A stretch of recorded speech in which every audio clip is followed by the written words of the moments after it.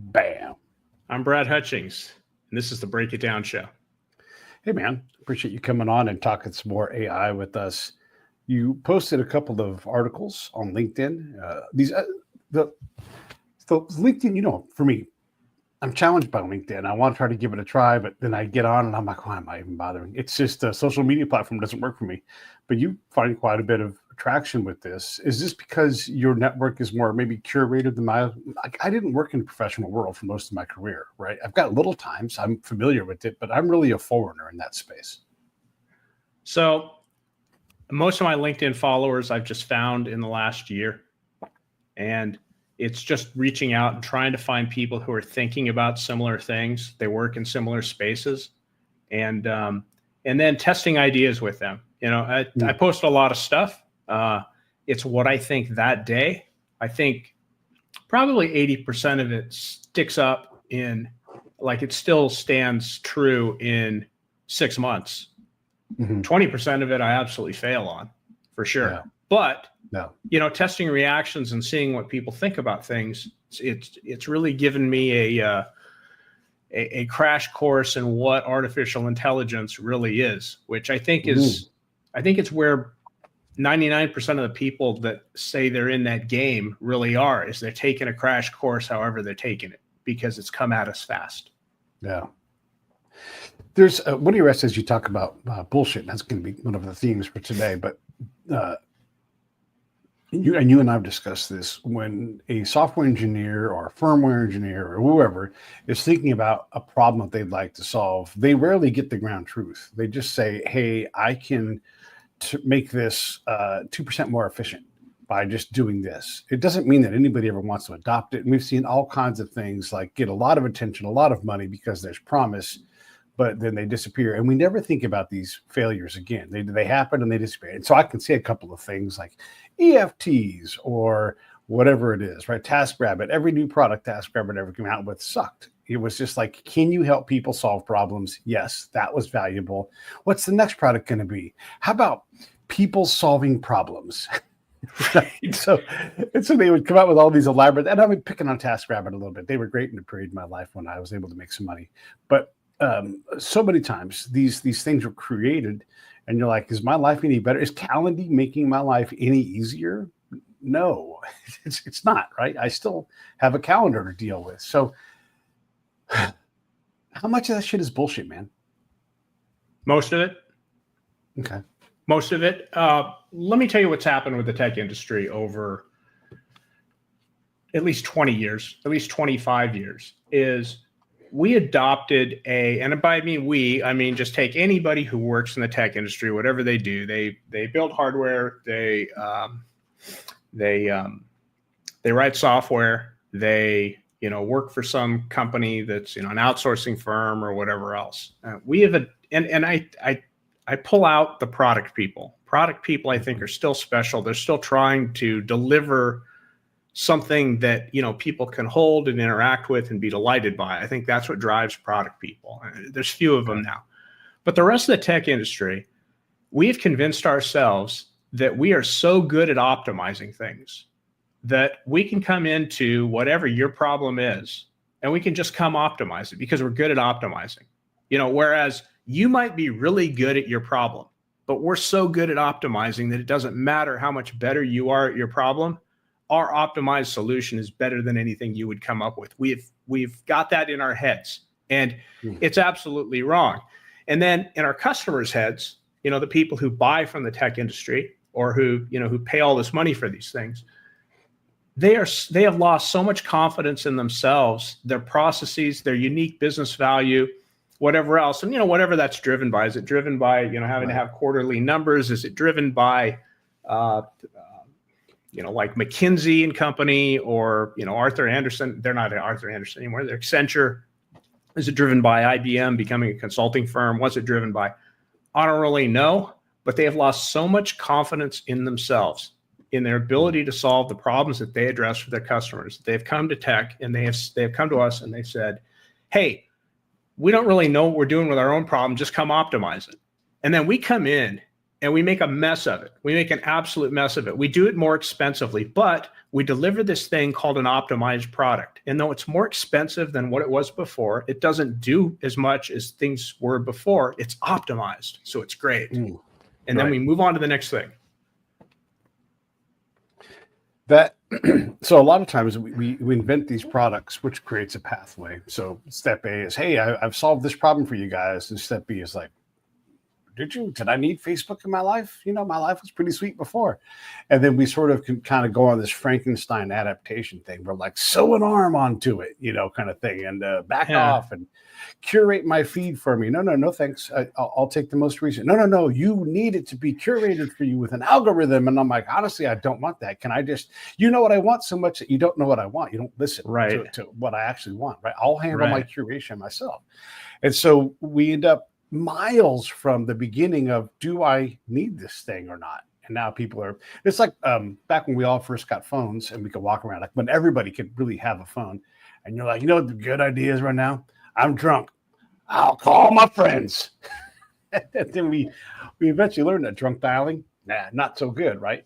So did I need a phone in my pocket? Is the first question when I go out drinking. Only if I have an emergency, and then there's going to be someone with the phone. So no, I don't need this phone in my pocket. But we don't have that. That decision's already been made. It's in the past. If you follow what I'm saying. So we create a problem where, do I need a clone PC in my house? Well, if you want to optimize your recipes, yes. And then the next thing you know, like my lights are turned on and off by a computer in my house. What? So controlled by some server in China that, if the Chinese ever thought, okay, let's F with the Americans, it's the first thing they're going to do is flip our garage door openers open and close. That's the first sign. And that's just, hey, we're here. It's us. Right. And then they're going to come for our lights. And then they're going to switch on porn on our TVs in front of our kids, and then they're going to turn the sprinklers on. Yeah. Yeah. So when engineers are thinking of this, when I had Popping the Bubble, the show that I ran for a while with Sandra Ponce de Leon, we talked to a lot of founders, and they would make these big assumptions about what people wanted. You cannot pick I know I'm a big U2 fan, but you cannot pick my playlist because I might be listening to an artist extensively for a while because they're going to be on the show. I also like Willie Nelson. I also like, Bach. And so I listen to all kinds of stuff, and I'm not really capturable, I don't think, in my head. And I don't want you to try to capture what's in my head because it already does the job for me. My little personal iPod is great. I love it. It's tuned well to me. I don't need something else to try to predict that and then jam a commercial in when I don't want a commercial. Agreed. I mean, that's why, who listens to Sirius XM radio now except for Howard? Right. Yeah. I will admit, I hate listen to talk. I hate listen, not hate listening, but I hate listen to Tom Morello when driving around in the evening just because it's so hilarious. Yeah. But other than that, I mean, it's not on my things to do list. Right. And I guess we could make the same commentary about the news and opinion, and that's all been conflated together. And so all of a sudden you realize I'm in a bullshit zone, and the bullshit is designed to make me consume a product, maybe, if I'm going to be cynical, or whatever it is, making me feel a certain, I'm big on affect over effect. If I'm listening to this channel and I'm hate listening, why am I feeding hate into my life, right? And so and I know engineers don't give two fucks about this, but I also want to be fair to the engineers. That's not what they're trying to build, or maybe it is. Pete, I want to share my diagram with you. All right. This is from one of my LinkedIn postings. And this is a map of the world. Okay. And one of the things with AI, the big criticism of AI is, particularly like Chat GPT, is it doesn't give correct answers. And so people will say, well, why do we accept it if it gives incorrect answers, or it gives misinformation, or it get misinformation, that being a key word these days. It doesn't. And I think what people sort of expect is they expect a different world than they really live in. And so I tried to build a map of the world. And there are sort of two, you could call it two islands. They're very rectangular islands. There's the bullshit island and the truth island. And they're pretty small in this, maybe they're the continents. And then we're all in the ocean. between these two continent islands on a flat world. It has to be flat just because that'll drive somebody nuts, right? That we don't have a round world here. And we all sit in this realm of bullshit, a sea of bullshit, that's some of it's true, some of it's not. One of the articles I posted that I wrote, I ran into this guy who he's a sales guy, and these often appear on my feed. Somebody I'm not connected to or following, but somebody I'm connected to or follow has liked their post or commented on it. And he was very proud of a prompt that he came up with for ChatGPT that kind of gave him background on a company and its products before he went into a meeting. And now, having done this, because this was one of my early experiments with ChatGPT, I knew he was getting bullshit back. I knew he was getting things that were not quite correct. Like, it might describe the product, but it probably gets a few details of it wrong or whatever else, right? Right. So I commented on his post, hey, how correct is the information you're getting back? And then I thought about it for about 10 minutes. I'm trying to be a smart ass and try to just, put the sales guy down for not being thoughtful, right? And I thought about it for 10 minutes and I apologized to him. I left the comment there, but I put an apology underneath. I said, you know what? I didn't think this through. I didn't think what the purpose of your question was. The purpose of your question was not to get absolute truth, for a mission against this company. The purpose of this was to just have enough that you could get through the first 5 minutes of the conversation and potentially show these people that you kind of know who they are, which is like what every sales guy should do, right? I mean, if I'm on a sales call and I'm working in an office, like, the thing I might do with the water cooler is say, hey, has anybody called XYZ company before? Who'd you talk to? Whatever else. Not that I'm writing it down and taking detailed notes. I just want it for some background information. And this is when I really thought, we're evaluating these things wrong.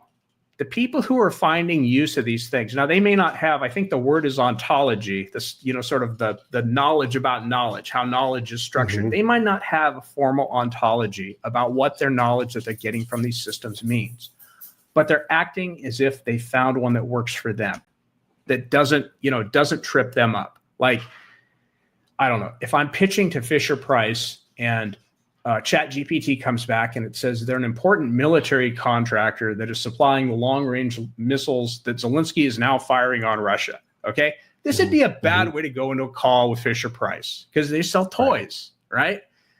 So ChatGPT is not doing that. Similarly, you've got your buddy, the Rabbit Hole on here a lot, and one of his themes this year has been that these systems are biased, and I mean, my sense is he's a little like he's ascribing a little bit of intentionality to the bias, where I think there's less intentionality than he thinks. I mean, I just think when you collect the internet, and then you put rules or you try to put rules like, let's not put swear words out, let's not misgender people, okay. You try to put those rules in place, you're going to get some things that look like bias. And you remember I talked about, at the beginning of our conversation about how I'm wrong on 20% of things. One of the things I was very wrong on was when Google Gemini came out. And of course, it was the thing that would, say, hey, it's better to have a nuclear war than to misgender Caitlyn Jenner. Okay. Right. And what was the other? There was some other thing. Oh, and like we had Black George Washington. Look, Black George Washington was a badass. The only detail I care about is whether he's got wooden teeth or not. That's it. Like, he could be whatever color you want. He could be dressed up as an Apache Indian, and he's going to be a badass because he's George Washington. And as he gets in the boat to cross the Potomac, the last thing he says to his men is, "Get in the boat, men." That's sorry, dad joke there. But the point is, George Washington is like this huge figure that, frankly, it doesn't matter if he's white or black. And now we're fighting over whether he's white or black from a machine, which is kind of weird. So my take on that is that it actually was more intentional than people thought. that Google was basically flexing. They were saying, hey, we can do this. So they can go to states like, I don't know, Iran, and they can say, you should have AI because we can make it Ayatollah Khomeini approved. And we can hate the Jews in the Iranian AI, or whatever we want to do. We can do it. Pay us money. See, I think they were flexing. Okay. 6-7 months of reflection. Yeah, I don't think so. I think they just stumbled into their own little mistakes doing what they were doing and kind of got called out for it. And, everybody else is saying, yeah, these things are really expensive to train and they're really expensive to, kind of move toward a particular philosophy or politics or correctness or, even factiness, truthiness. They're very difficult, expensive to do that. And, they got a bad approximation. So that's one of those things where I was kind of wrong with it. Back to the whole bullshitty space, though, this is where we live. We live in bullshit space. And what these machines are helping us do is they're helping us bullshit to the next thing. When we need truth, we need to be conscious of when we need truth. But most of the time, we probably don't. Yeah. Can we take the truth? I mean, that's the truth sometimes stings. You can't handle the truth. Well, I mean, legitimately, right? And then you said a word earlier that people tend to use the word ascribe, and they don't think about how negative that word is in terms of your own mistakes. So I might ascribe to you that you are a something. You could just say the word guess. And so if he said, I guess that Brad is this, I have to be ready to be wrong about that. And when we start to ascribe values to people or things, we might be wrong. Yeah, but we have to do it. You have to do it, but we have to understand how fallible it is to take a guess, to assume something. Now, maybe we've got a lot of information and we can say, I ascribe this person has, I love to do this. When I don't watch much football, but I happened to watch was it last year, the 49ers in the Super Bowl? I think it was. Maybe it was 2 years ago. This is how much football I watch. But the one guy was all amped up, the linebacker, and he ran out on the field and he went right to his knees. And I'm like, I ascribe a severed Achilles tendon to that person because I know what that injury looks like, right? Mm-hmm. But if they had come back and said, "Oh no, he just had plantar fasciitis and whatever it was," I would have been wrong. But there's a thing when we try to ascribe, and it's in the bullshit zone where we want to remove a barrier from us or put a negative value on somebody. And I think ascribing is a great illustration of what you're talking about here. Is we go forward with this assumption that we're correct, that we've perfectly navigated this path, but we never think to look back and see, and this is where engineers come into this, right? If I can take this thing and make this better, therefore it's great. And one of the things I learned popping the bubble was, engineers are great, but they're not great CEOs because they don't know how to gather a crowd. So you can make a gold-plated V8 engine that runs on air, but if no one gives a fuck, then no one gives a fuck. And that's a funny example because everybody would give a fuck about that. And sure, maybe I made it too good. The reason they can't gather a crowd is because it's total bullshit. It's sitting up there on total bullshit island. That's where it is. It's the 200-mile-an-hour carburetor, right? I mean, everybody's got a friend who talks about the 200-mile-an-hour carburetor and the patents and whatever else. And you're like, okay, dude, in the 80s, like the patents were 15 years. And I could sort of understand how something invented in 1970 by the oil companies or by the car companies and then bought up by the oil companies could still affect us in 1984. But it's 40 years after that. The patents don't mean anything. Like, learn something about patents and then come back to me with your story about how the oil companies bought the patents for the 200-mile-an-hour carburetor. Not mile an hour, miles per gallon. Pardon me. Either way. Yeah. I don't think you could do 200 miles an hour on a carbureted engine. Do you, Pete? Sure, why not? It's just more air. More air, more fuel, more spark. Lighter car. Much lighter car. Yeah. A NASCAR car can go 200 miles an hour. Are they carbureted or are they fuel injected? I believe they're carbureted. You know what? I don't know. See, we're talking in bullshit space here where we don't know the facts and we're just trying I'm to sort it out. ascribing them naturally aspirated engines. Yeah, I don't think that they have, at least not now. I mean, maybe some areas they had turbos and stuff, but yeah, I think they're all naturally aspirated. Fine. I had the number of 300 mile an hour carburetor. How about that? Oh, well. Okay, now that we change that, that's very different. I still think it's possible because it's more about the aerodynamics at some point than it is the carburetor. I think you're right. Okay. I think you're. I'll concede the comments here. But see, we had a whole conversation about bullshit, and we actually worked through it, which is amazing. Yeah. But so, if I were here to wait. If I were here to fact check you, though, I could fact check you. You know, this is the funniest thing about fact checking is when I hear fact checking. Oh, he said something wrong. I'm going to fact check him. Okay, I know that the fact check is going to be worse than what they're fact checking. I know that. This is ascribing, of course, but it has high predictive value. What was the example with the New York Times just yesterday, where they fact checked the recipe for Fruit Loops or whatever it was? Fruit Loops, right? Right. Because they fact check a detail. This was Robert F. Kennedy Jr.'s claim that Fruit Loops in Canada had fewer ingredients than Fruit Loops in the U.S. And that was his particular claim.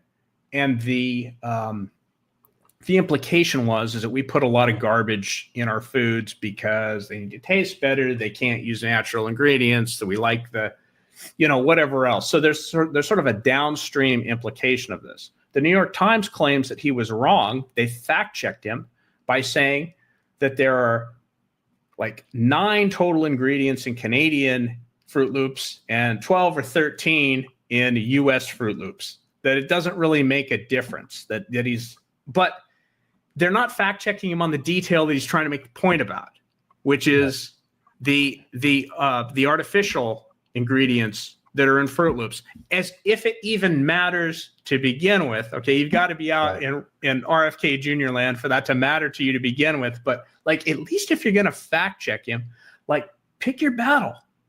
Yeah. It's like we're all in bullshit space. We all know we're in bullshit space. So when you fact check him, you're going to necessarily be in bullshit space. There's nobody fact checking from fact space. That doesn't happen.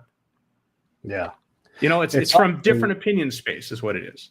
Right. And it's also true that Cliff Clavin was correct when he was doing his Final Jeopardy thing. These are people who had never been in his kitchen. It is a fact.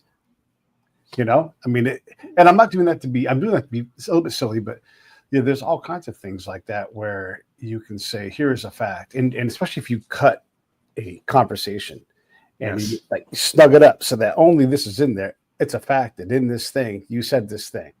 Right. Okay. But go like that with your clip, and all of a sudden, different thing. Listen to the whole thing, even dare listen in general to what this person says repeatedly, and then you can then decide: is this person believing this one thing based upon this tiny little clip, which is a fact, or when you look at the body of work, is this person generally going in this direction? Yes, they're actually not going in that direction. Right. Prepare for humans to disagree with themselves and change their minds, right? Because that happens all the time too. So how does all this tie into AI? Well, of course, it all ties into AI because we have these systems that are, these large language models that are becoming more and more incorporated into our processes, into our daily processes, into, back-end processes. People want to use these, they call them agentic systems, where you have a specially trained LLM, make decisions on what to do with your money, what to do with your lights, what to do with, I don't know, your health, whatever else. I think it's probably not going to work out too well. I think most people who know how the technology works doesn't really see it working out very well. Salesforce is all in on it. The company Salesforce, they're all in on these agentic systems. You can log in right now and you can create agents that do things. And people are trying to figure out, well, what are these things really doing? Because, on the one hand, yes, we know this is scary to let this stochastic parrot, as they call these LLMs, kind of sarcastically, because they're not smart. They're just like putting words together in a way that kind of makes sense. They're plausible. It's, grammatically correct and plausible because of, word statistics is how it does it. Right. And we have a system that does that. That's going to make decisions about how customers work through your sales flow. That's weird. But now I'm stepping back and I'm saying, hey, you know what? Maybe they're calling it this, but what it really is like that pre-sales call flow that one guy did. That it triggered me, and I went off on him. Right on his imagine that. Right, it's the guy's social media feed. He's very proud of what he does. Right, and somebody who claims to be an LLM expert. I don't use the word expert in my byline, but it pretty much comes across. Somebody says, that's not the right way to do it. I come across as a scold. I don't mean to be a scold. I mean to open discussion and try to figure it. I really do mean to open discussion and figure out what he's doing. At the same time, I'm really confident that what he's doing is bullshit. And then it hits me. No, it's not. No, it's absolutely not. He's just, Pete, what's a thing from what's an example from your work as a spy where you could get bad information and it was better than no information, but obviously not as good if the job required perfect information, that you can't go with the bad information. Can you kind of find a continuum there to give an example? Yeah, there is one, and I'll just take me out of the equation and maybe do a spectrum between me and somebody else, right? So before I go into Valley X, I can likely read up on Valley X and get some knowledge, and maybe even on district or county one where Valley X is. And so I can start to read all this information. Now, I personally wouldn't spend much time doing that, especially if I don't know the person who wrote the information, because I've got very specific needs and desires. And one of them is to not know anything about the area. I'm very comfortable with that. But someone who's junior to me in terms of experience and black belt status in terms of being a spy, they may well feel comfortable and need that information, even if it's flawed. And they may find out totally different things or be a million miles from that fact by the time they finish their tour, because it was just a starting point and they need that starting point so they're comfortable. So when I go someplace, I know I'm going to go to that place. I don't know what I'm going to do, but I know how to do it, if that makes sense. Mm-hmm. Someone who's, again, less experienced is going to want to have comfort, because you have to be comfortable with an uncomfortable thing before you can go out. I've already passed that point where I no longer need that step. Does that make sense? It makes tremendous sense. Let me bring this back to something I did 35 years ago. It was my first commercial product. It was called Ham Windows, and it was for ham radio operators. And it was the first integrated package. The company I worked with sold it to Kenwood USA, and they distributed it for us. It was like a real success. One of the parts of it was we digitized the CIA World Factbook. Now, the CIA World Factbook was this, it was printed, it was big. You could look up a country or a county within a country and get a description of what's going on there and all this stuff. And what we found was, when we asked ham radio operators what they thought of it, because they'd use like the physical one as they're finding people to talk to all over the world on these ham frequencies and making contact with them and logging their contacts and stuff, it really was very bullshitty. It was sometimes out of date, like an encyclopedia, sometimes out of date, sometimes just plain wrong, sometimes had completely like facts that were just opposite what they were on the ground. And you'd find this and you'd make notes in it and stuff like that. In fact, one of our first requests for a feature request was, hey, we'd like to edit your CIA World Factbook because it's wrong, and we've got notes about this. Really interesting, So there was something where we thought we had ground truth, right? It was a source that was highly respected. It was a brand that was other than offing JFK, right? Like CIA brand, pretty good in 1989, right? Right. And and their information was not very good. Yeah. Turns out you actually have to be there to write that thing. Yeah, you have to. Yes. And they didn't have people on the ground everywhere to write it. They had the same problems they have today, just not at scale.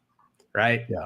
Yeah. So I have yeah, an example of that real life, and you've probably heard me talk about this before, but I'm curious how this applies. So we have the PhD guy, and he's in the big palace in Baghdad, which is an American base, and there's this giant palace, the Al Faw Palace, and he's there, and he is doing a paper.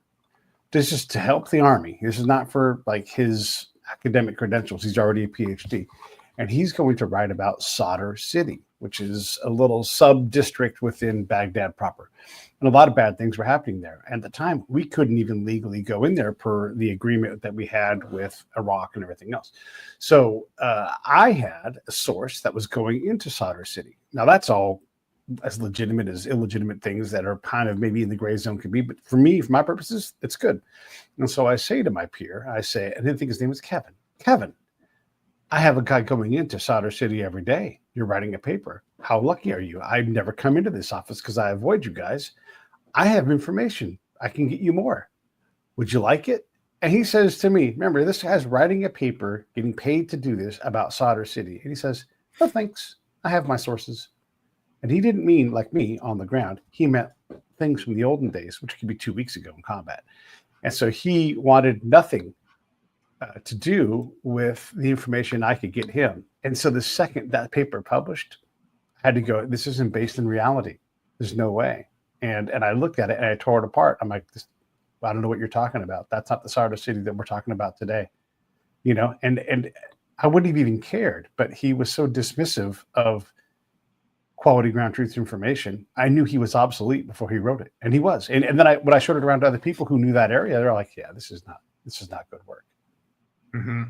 And we have a good intuitive sense about that. I talked about right. I used the word ontology before. And, right.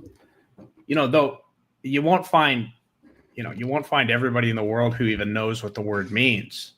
We all have to, at some point, figure out our own personal version of an ontology to approach the world with. Otherwise there are ghosts and goblins under all of our beds. There are right. alligators when we walk out the door. There are the sky is filled with things that are watching us or working to destroy us. That one may actually come true, right? I'm not so worried about the alligators, the ghosts and goblins, but things in the sky, yeah, I mean that could kind of happen. Sure. But we gotta deal with these things every day. We got to deal with bad information every day, and somehow we have to make choices that don't end us. Mm-hmm. Yeah. And we have to know when it's important to have really good information and when it's not so important, when it's important to just be able to have a conversation and move along. One of my grandfathers, actually my whole family, they were card players. I don't know if you were, being in the service, I don't know if that was a thing in, you play cards. Yeah. Okay. So you guys like poker players, or do you guys like pick up real games like Pinochle and Bridge and those kinds of things? It was more spades because you don't have okay. accoutrement when you're playing it. You just have cards. And so it's games like that where you can sit there and you don't need anything else. Poker, yes, people play poker, but spades, you don't even need a number pad. You can just scratch something on the hunk of wood. Right. Spades is thinking enough. There's a bidding round, there's a playing round. When you get into a game like Bridge, there's bidding rules, and there's if you violate the bidding rules, you're trying to communicate what your hand is to your partner, but you do it in a way, they have this book called Hoyle. It's like the Bible of Bridge. You do it in a way that the opponents can also figure out what you're trying to communicate, and you're not supposed to bluff. Like, bluffing is absolutely not a thing in Bridge. It's like reason to get thrown out of a bridge club is that you bluff. But there's kind of this level that you can bring in, like if you're a good Pinochle player or a good card player in general, where you kind of challenge somebody with the bid. It's not quite a bluff, but it is kind of a challenge. It's kind of there's these preemptive bids. They're part of Hoyle, but they also, you can stretch a little bit and use them when you think chances are good this is going to work out. Right. And my grandfather, probably the best bullshitter I know, just in terms of being able to strike up a conversation with anybody about anything and then trying new activities out just to like gain like 1 year he's like all into stained glass and he's making these stained glass things. The other year he's rebuilt his Model T. You think I'm crazy with some of my projects and some of the things I've picked up watching me. Oh my grandfather was that times 10, right? But basically the best bullshitter I ever knew. And I mean that 100% positive. He was also like this great card player who could just kind of look at you and know what's in your hand, because you'd have to look back at him to see, and then it would just give it away. And I think that's a lot of, it's, you think it's like this low skill. It's like this, this cowboy skill or this gangster skill or this scofflaw skill, but it's not. It's an information gatherer skill at its core. It's like, how do I gather information in an imperfect world? Well, I'm going to approach it with bullshit and see what bounces back. Yeah. And then I'll know, I'll be able to kind of test, all right, well, what is there here? And I think that's a mode that a lot of us do have to work in, just because there isn't a lot of truth out there. Yes, the sun comes up, the sun sets, right? We've got that truth. That's going to happen as long as we're here on this earth, right? There's not, a meteor's, even if a meteor comes by, Elon Musk will save us from that. It won't mess and the sun is still going to rise and set. Exactly. Right. From our point of view, right? That's absolute truth. We can depend on that, right? But there's so much we deal with in day to day that's just not, it's not quite right, but we think we live in this super truthy world and, truth, justice, in the American way. If Superman were bullshit justice in the American way, he'd have been better. How about that? Okay. Yeah. Well, and we've seen, if we're going to use the election as an example, we've seen there's a lot of different realities for people where things are 100% true for this group of people, 100% true for this people. And then there's these other groups of people that no one gives a fuck about. And so you try to like these are all different realities. And this is a lot of what I did when I was being a spy, was I would enter these different realities, and I had the ability, the knack, to try to communicate to the other side once I established relationships and say, hey, this is what it's like over there. And if you want to impact that, you maybe want to tune your machine to better enter into that space, even if it's temporarily, and you do it kind of ham-handed. Ham-handed is better than what you think you're doing now, which is not working. Pete, how many people in your field of work, the spy thing, do you think really approach their job that way? I wrote this one post I wrote recently was about Alexis de Tocqueville, right? And Alexis de Tocqueville, Democracy in America. He comes here allegedly to study prisons for the French aristocracy, and what he ends up doing is just shut the fuck up, looking around, and writing down what he saw. And then falling in love with what he saw. That's like some of the magic of it, right? But we look at Alexis de Tocqueville like historically, and of course there's a French part of his existence and what he did in France, and he was an aristocrat, a politician. He kind of moved from center left to center right, in his long political career. But he came here as this outsider who just looked and marveled at what we'd done, and we look at like the actual things that he wrote and we say, that's the lesson. And to me, the real lesson is the dude sat down, listened, and watched and wrote it down. Like, that's something we could all emulate. How many people in your field of work did that? Well, we're all supposed to, right? But we're also, Rich Leday and I call it gonzo anthropology, when we're looking at that part of it. And it's because we're part of that environment. We're impacting it. And this is where you're trying to travel, not invisibly, but you're trying to leave as little of you in that environment as possible so you can sop up what's there. And that is, if everybody's trying to do that, it is not a common skill to attain professional level, grade capability. It's just not common because we don't have enough access to the field in that particular line of work. So a lot of it is, as you're still in the bullshit phase of trying to sort out, how do I do this? And you're just making all these mistakes. You are doing it. You're gathering things. They probably are valuable because you think that they are. But is it the most valuable?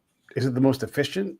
No, none of those things. So people, if they enter the space to look for that, yeah, maybe. But the other problem, and this is confounding, and hopefully this helps you make your point, but we're so focused on threat, we miss the big picture. So unlike the Tocqueville, we stay focused on threat. We don't, we can't get off of prisons and see the whole thing that's going on and go, this is a marvelous thing.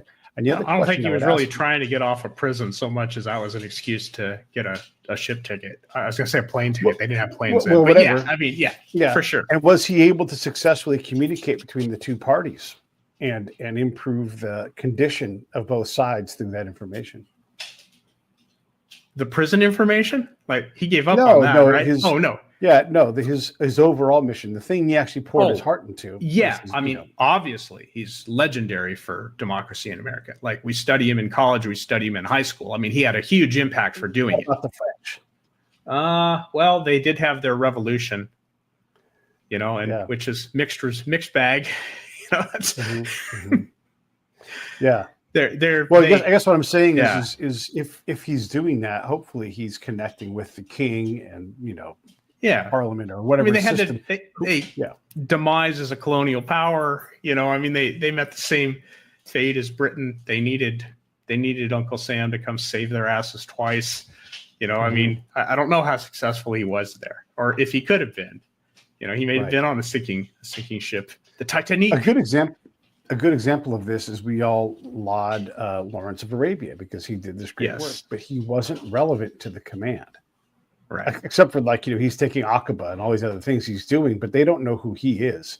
So when he shows up, they're like, who is this dude in these flowing robes and a great tan? And he's like, I've got very important news. And they're like, but who are you? Yeah. And so he wasn't able to connect the two worlds in a way that allowed the improvement of the condition of both of them. Right.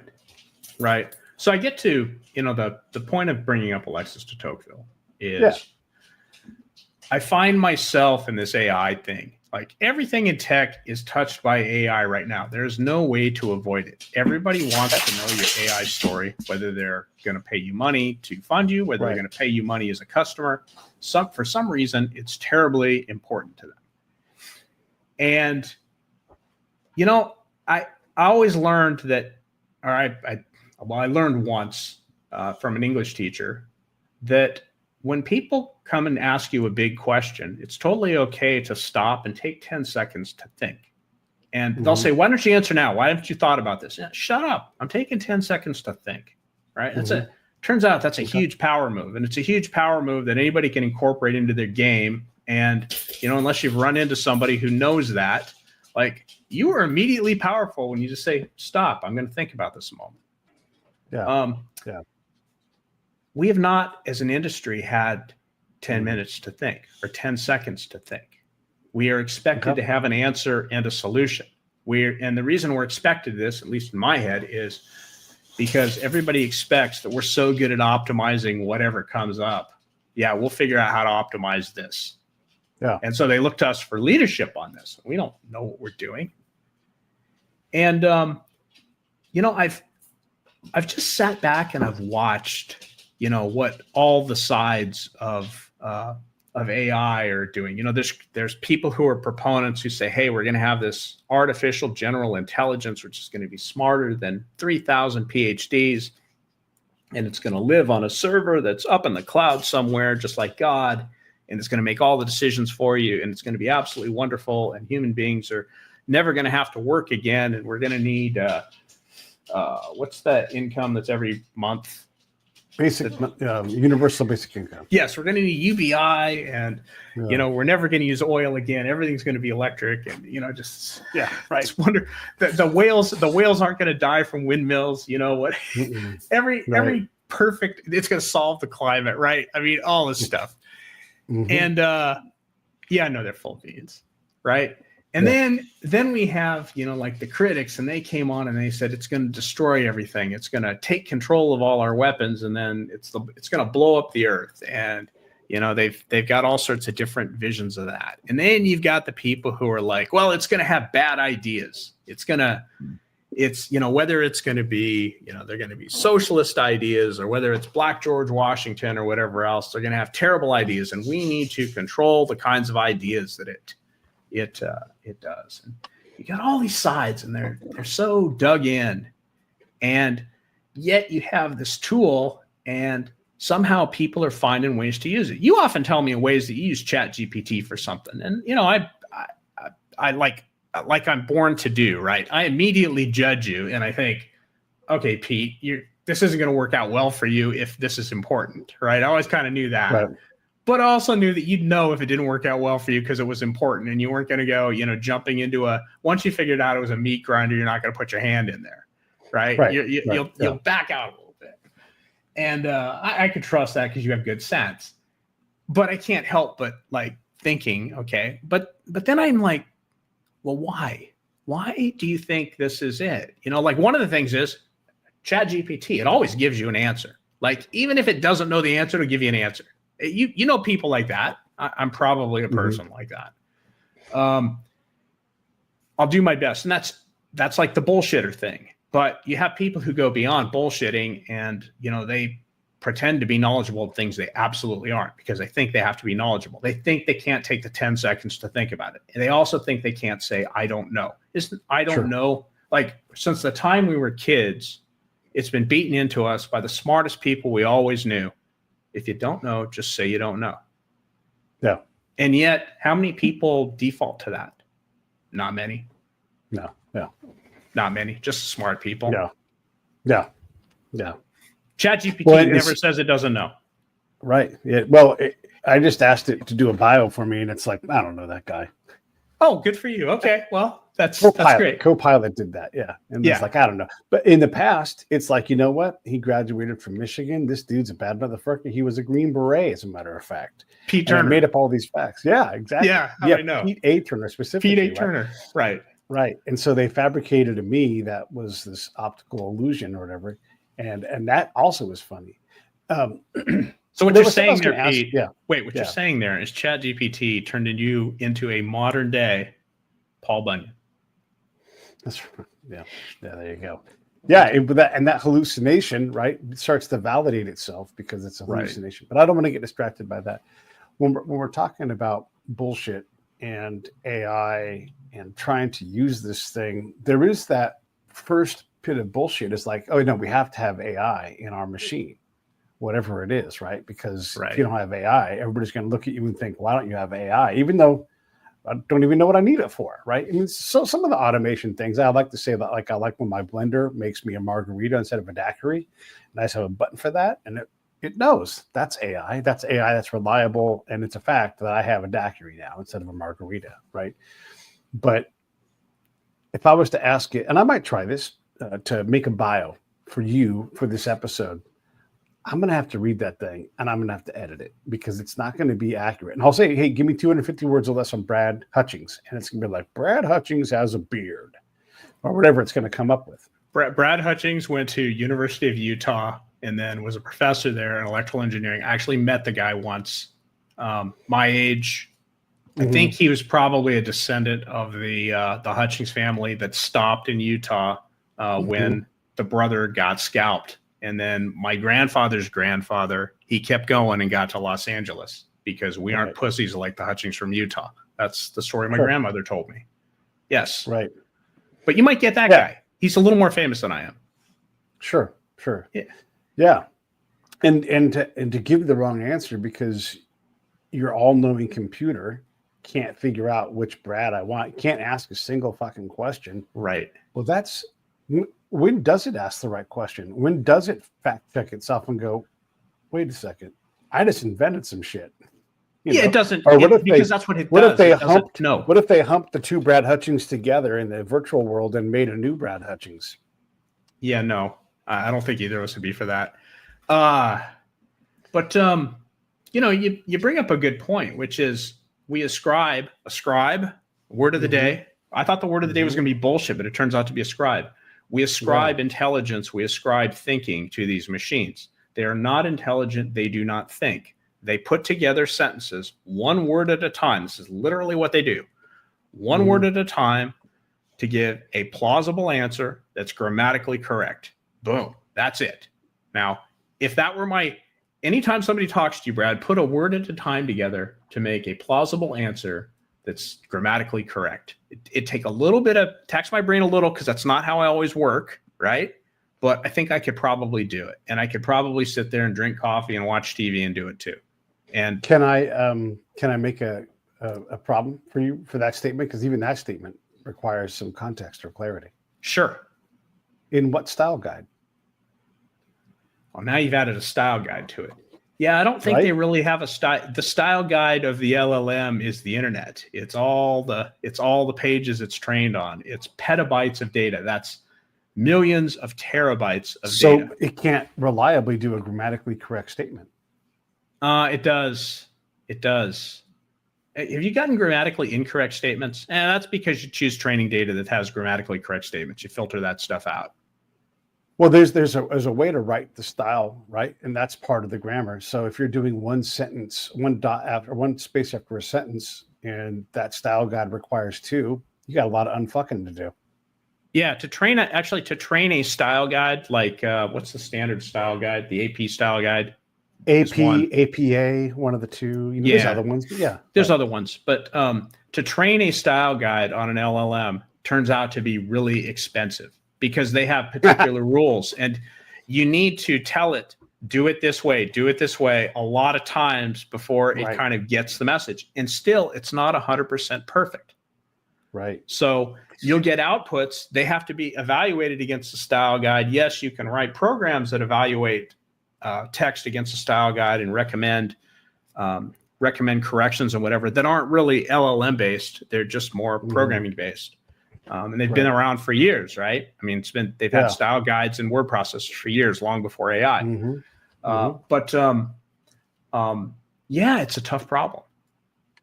Yeah, and even then there was another problem in there, and I've lost track of what it was. But that the whole style guide thing. Oh, if you have to go to another program, now you've got a different program that all of a sudden it's like I should just master the style guide myself. So one, I can always edit my shit. But look, two, Pete, a good tech guy can come in and optimize all this for you. You don't have to think about these. Right, except for when you hand it to your boss, who's like, "This is like what? When did you not learn this in college?" And you're like, "Oh, I relied on a robot," you know. Yeah. And then your boss takes a cigar, can't even use words, and puts it back in his mouth, and you leave. Yeah, we definitely have to, keep our writing muscle intact. I think that is a worry that a lot of people have as well. If these things can write all these things for us, and it's, maybe it's typically one or two in the bullshit spectrum, it's close to truth. It's not quite total bullshit, but it's close to truth most of the times. We might stop writing ourselves. And, certainly, as you know, because you write a lot, and I relearn a lot of times because I go through cycles of writing a lot and, doing a lot of things. And when you exercise the muscle a lot, it's easy. When you exercise the muscle a lot, you find those creative connections and those big points. And, we talked about, basically 3 articles plus an article I read that I wrote something on for an hour here that I wrote in about 2 days after, kind of sitting in a couch looking at TV because I was sick for, a weekend. Your writing muscle really, really works. If you don't practice it, it's not going to work like that. Yeah. So that is a concern. Yeah. That's a big concern. There's a and I want your thoughts on this. There's an art to writing. Like I'm working on a bunch of pieces, and I kind of pick them up and I work on them and I make them a little better, and then I put them down. But because they're very challenging for me to write, and that's one of the reasons why I like doing it. It's kind of how I work on my muscle. But I'm writing an episode, a thing on Kirk Gibson. And by the way, nobody reads these damn things. And I should say, hardly anyone reads these things. But I always enjoy writing them, so that's why I write them. And if I could be done in 5 minutes, if that, with Copilot, right? And even if I went through and proofed it, I would be done in an hour if I updated it. But it would never provide the interesting bits of knowledge that are, what's going to make this Kirk Gibson thing is there's so many great quotes. There's so many great moments that were captured in old newspapers. Now, the LLM probably has access to all that stuff, but it won't have the ability to give you the interesting things that aren't just common knowledge. I'm gonna dig up quotes, events, things that you probably lost track of, and I'm going to put them out there in front of people because to do Kirk Gibson's service, it's not to say, hey, he hit this big home run in game 1 of '88.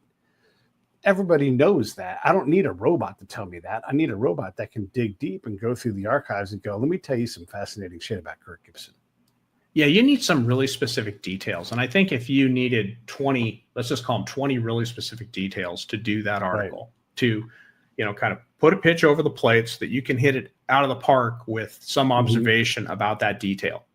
It's going to get 21 of them wrong. Right. And so that's a problem there. When you need details, you need to go find those details. Now, I could certainly see giving it those details and then having it write something based on those details. And that might be valuable to you. It might be a valuable way to have something write something for you. But you need the details correct. You have to have those correct before you can go on with things. So let me, with that, let me switch to something that's kind of related. I got persimmons. You ever had a persimmon? We have a persimmon tree. Okay, you're my new best friend, Pete, because I want all the persimmons. I'm going to outbid everybody for the persimmons on your tree. I freaking love them. Okay, I was this many days -1 yesterday when I tasted my first persimmon. Okay. Yeah. So the first thing that comes to my mind, because I'm always trying to figure out a way to make fun of things, is, do I need permission to eat a persimmon? And no, I don't. But I think just the wordplay there is kind of funny. And I'm thinking immediately kid story, right? Okay. And then this is the part that'll absolutely piss you off is, I want a kid story. I want Eeyore to ask for permission to eat a persimmon because it's a tongue twister. Okay. So here's the question. Am I going to write that story out? Am I going to use what little writing muscle I have today to write that story? And the answer is, it's not that important. But if I can cue an LLM to write a story about Eeyore thinking he needs permission. This is tough to say, right? He needs permission to eat a persimmon, but he has difficulty asking because it's such a tongue twister. Okay. That took me 10 seconds to type. Okay. It actually took me 20 because I'm a bad typist. And then it took the LLM running on my laptop a minute to come up with a cute story about how he finally solves the problem by writing it down so he doesn't have to pronounce it and handing it to Piglet, and Piglet telling him, no, you don't need permission to eat a persimmon. I didn't have to write that. I could be delighted by expanding the thought. And I think that that's going to be a way that we say, hey, these LLMs are welcome in our lives. They're welcome to do bullshitty things. It's totally okay. But we need to accept that they don't write everything for us. They write details that don't really matter, or just bring to light. They're not about truth. And that is the ontology that we need to come to. And we need to be a little bit more explicit about, and kind of tell when people operate that way and when they don't, Yeah. That's an interesting, way to think about how I want to use, AI and the capability of the tool, so that it's not frustrating me because it can't give me what I want, and it's more accurate with what I need. That's cool. That's cool. I like that. Thanks, Pete. Yeah. All right. Let me just do this thing here. Hold on one sec. I'm gonna. Yes, sir. Hold for 1 second here. Okay, good. And then I'm gonna bring Matt Lesko in here. Hey, Matt. Hi, it's Matthew. Matthew. Sorry, Matthew. And I'm Matthew. Yeah. Hey, Matthew. Yeah. Are we scheduled to rock the house right now? Is that what? Is that 5 what we're o'clock? doing? I thought but if you want to do it, you might be right. But I'm using this program now, and it doesn't cross over well to my. Its scheduler does not cross over well to my scheduler, so I apologize. I'm caught a little off step here, and then I'm trying to look in here. I'm like, wait, where is my schedule for the thing? So give me a sec here while I get my bearings. That's all right. Give me 1 sec. Brad, you remember Matthew Lesko? Ask Lesko. Yes.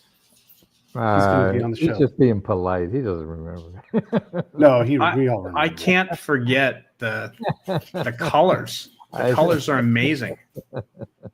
How do Well, I it find that just stupid brightens up thing? my life if I dress this way. I had no idea there was a Messages. green like that. I mean, outside of sneakers, maybe. Right. I've seen it on sneakers. It's 2 p.m. And it That is- makes people Okay. smile. So anywhere I go, the people Oh are smiling shit! at me. No. And I don't All get that at home, so it's not easy. Right.